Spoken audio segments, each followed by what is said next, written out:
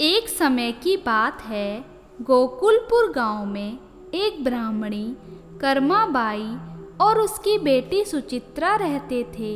कर्माबाई मिट्टी की मूर्ति बनाकर बेचा करती थी और सुचित्रा उन मूर्तियों में रंग भरती थी। इस तरह दोनों माँ बेटी की गुजर बसर हो जाती थी। सुचित्रा के पिता का स्वर्गवास हो चुका था। सुचित्रा अब बड़ी हो गई थी और कर्माबाई को उसके विवाह की चिंता सता रही थी। कुछ दिन बाद कर्माबाई को मूर्तियों का बड़ा काम मिला, क्योंकि जन्माष्टमी आने वाली थी। दोनों माँ बेटी इसी काम में लगी थीं। एक दिन कर्माबाई ने सुचित्रा से कहा, बेटी, राखी का दिन आने वाला है। तब सुचित्रा ने कहा, मेरे लिए कैसी राखी? मेरा कोई भाई तो है नहीं जिसे मैं राखी बांधूं। वह सारा दिन तो मेरा रोते हुए उदासी में बीत जाता है। मेरे साथ की सारी लड़कियां अपने भाई को राखी बांधती हैं और मैं ऐसे ही रह जाती हूँ। तब कर्माबाई ने उसे एक मूर्ति देते हुए कहा, आज मैंने तेरे लिए तेरे भाई की मूर्ति बनाई है। तू इसमें सुंदर से रंग भरकर सजा ले और रक्षाबंधन के दिन इसके राखी बांध देना। तब सुचित्रा ने कहा, माँ, मैं कोई बच्ची नहीं हूँ जो मुझे इस खिलौने से बहला रही हो। रक्षाबंधन के दिन वह सुबह उठी तो उसे अंदर से बहुत खुशी हो रही थी। उसे भी समझ नहीं आ रहा था कि वह इतनी खुश क्यों है। वह तैयार होकर बाजार गई और राखी और मिठाई खरीदकर घर आई। घर में उसने मिट्टी के भाई को टीका लगाकर उसके हाथ पर राखी बांधी। सुचित्रा को बहुत खुशी हुई। कुछ देर बाद कर्माबाई ने उसे खिलौनों की टोकरी देकर कहा, ये खिलौने बाजार में दे आ और पैसे ले आना। सुचित्रा गांव के बाजार में चली गई। शाम को खिलौने बेचने के बाद जब वह घर आ रही थी तो रास्ते में कृष्ण जी का मंदिर पड़ा। वह मंदिर चली गई। मंदिर में भगवान के दर्शन करके वह वहीं एक पेड़ के नीचे बैठ गई। वह काफ़ी थकी हुई थी। उसे प्यास लगी थी। तभी उसे किसी ने आवाज़ दी।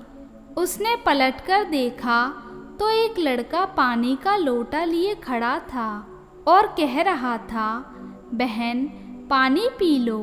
सुचित्रा ने लोटा लेकर पानी पिया और लोटा उसे वापस कर दिया। तब वह लड़का मुस्कुरा रहा था। सुचित्रा ने ध्यान से देखा तो उसे लगा कि उस लड़के की शक्ल और कपड़े उसी मूर्ति से मिलते हैं जिसे उसने भाई बनाकर राखी बांधी थी। तभी उसकी नज़र उसकी कलाई पर गई तो वही राखी बंधी हुई थी। सुचित्रा उसे देखकर डर गई और भागकर घर चली आई। उसने सारी बात अपनी माँ को बताई, पर कर्माबाई ने कहा, तू भाई के बारे में ज़्यादा सोचती है, इसलिए तुझे वही नज़र आ रहा है। यह कहकर उसने बात को टाल दिया। दोनों माँ बेटी सो गईं, पर सुचित्रा को रात को नींद नहीं आई। उसे लगा उसका भाई उसे बुला रहा है। उसने उठकर देखा तो उसके भाई की मूर्ति ऐसे ही रखी थी। अगले दिन वह फिर से मंदिर गई। वहाँ कोई नहीं था। उसने भगवान की पूजा की, प्रसाद चढ़ाया और वापस उसी पेड़ के नीचे आकर बैठ गई और इधर उधर देखने लगी। तभी वही लड़का फिर आया। तब सुचित्रा ने कहा, तुम कौन हो और यह राखी तुम्हें किसने बांधी? तब उस लड़के ने कहा, मैं तुम्हारा भाई हूँ। मुझे कृष्ण जी ने भेजा है और यह राखी तुमने ही तो मुझे बांधी थी। सुचित्रा ने उससे पूछा, ऐसा कैसे हो सकता है? मैंने तो मिट्टी के भाई को राखी बांधी थी। तब उस लड़के ने कहा, बहन, तुम इतनी सारी भगवान की मूर्ति बनाती हो, पर जिन लोगों के घर या मंदिर में वे मूर्ति जाती हैं, वे उन्हें भगवान मानकर उनकी पूजा करते हैं।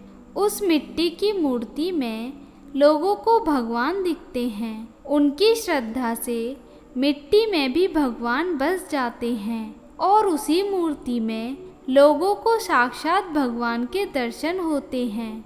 वह मूर्ति नहीं रहकर भगवान का रूप बन जाती है।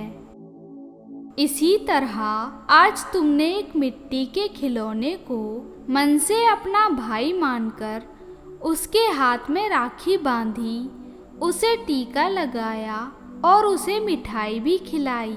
बस यह समझो, तुम्हारी और तुम्हारी माता जी की बरसों की मेहनत ने इतने घरों में और मंदिरों में जो भगवान की मूर्ति में प्राण प्रतिष्ठा की है, उसके बदले में भगवान श्री कृष्ण जी ने मुझ में प्राण डालकर तुम्हारे पास भेजा है।